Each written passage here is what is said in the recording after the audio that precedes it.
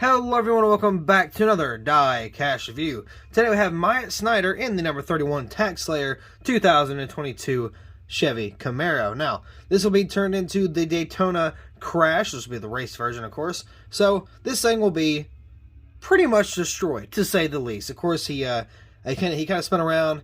He went, I want to say he went backwards into the fence. I don't really remember exactly how he flipped. But he hit the fence and it just destroyed that car. If you have not seen that clip, it happened a while back. I wasn't going to do it 124. I was going to do it 164, but then they came out with the 124 scheme. So I was like, all right, you know what? I'm going to take a crack at this custom and see if I can do a decent job. So I'm not going to lie, I've been saving up for Martinsville for obvious reasons. That way I can afford to go.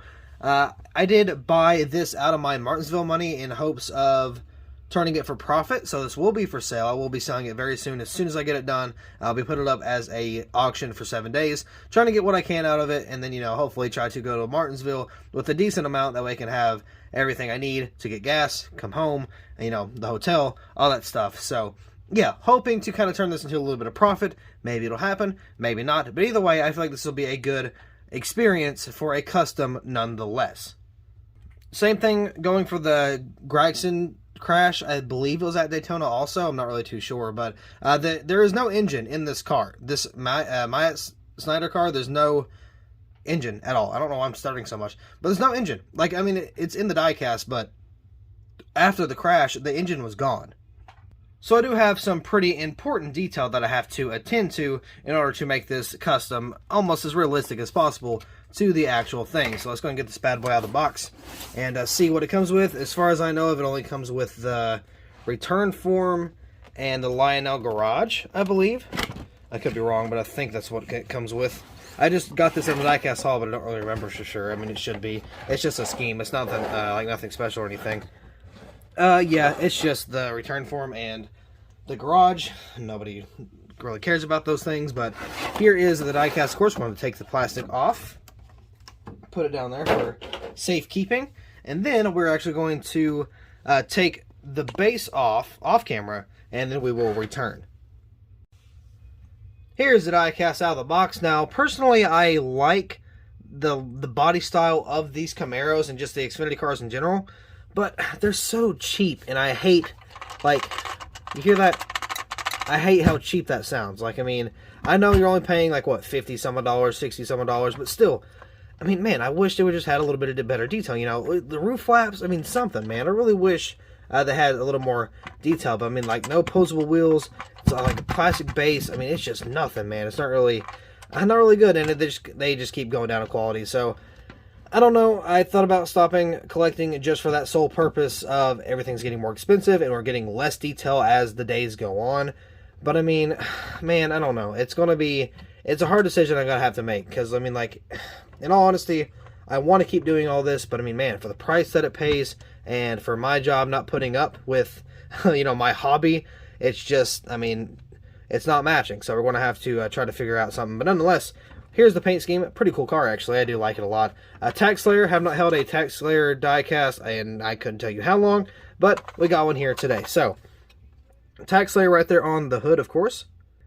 Now, I mentioned this in the diecast haul, but every time I see the TaxSlayer logo, I think of when good old Garrett Hodge over there at DiecastBuffet, when he put his face in the little helmet thing. I thought that was the greatest thing ever, so that's going to stick with me for a long time. I thought that was really cool.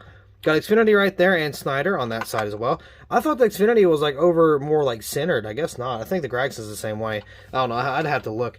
Got the 31 right there. TaxSlayer. Of course, you got the roof flaps that don't work, sadly. Snider right there on the back. DIN number is 80 out of... oh, and my camera. And I dropped the card. Out of how many? Oh, I'm sloppy. Jesus, it's been a while. Oh, out of 504. So not a whole lot. I don't really know how much that is for the Xfinity series. I don't know if that's a lot of production. I don't know if that's a little bit of production. But this is only 80 on the dot for this car. So, yeah, got Snider back there. Got Bowmanito. I'm not really too sure. Automotive Group right there, where Price sells cars. Yeah, I guess so. You gotta have a price to sell something, I guess. Got Chevy right there. Tail lights, TaxSlayer, file fearlessly. Got the camera back there. Jordan Anderson Racing. I got the Camaro down there with, of course, the fake exhaust pipes, which nobody really likes. Got the 31 there, got a black spoiler, looks really nice. A gray back bumper, I don't know if I said that. TaxSlayer there, Bowmanito, or Bowmanardo, Bowmanrito? Is that, I don't know if that's an R or an N, I think that's an R, but I could be very wrong. Louisiana Hot Sauce, the original. Of course, I think they had the truck a couple years back. Let's see, Superior Essex, right? Maybe? I don't really know how to say that, but they got that there.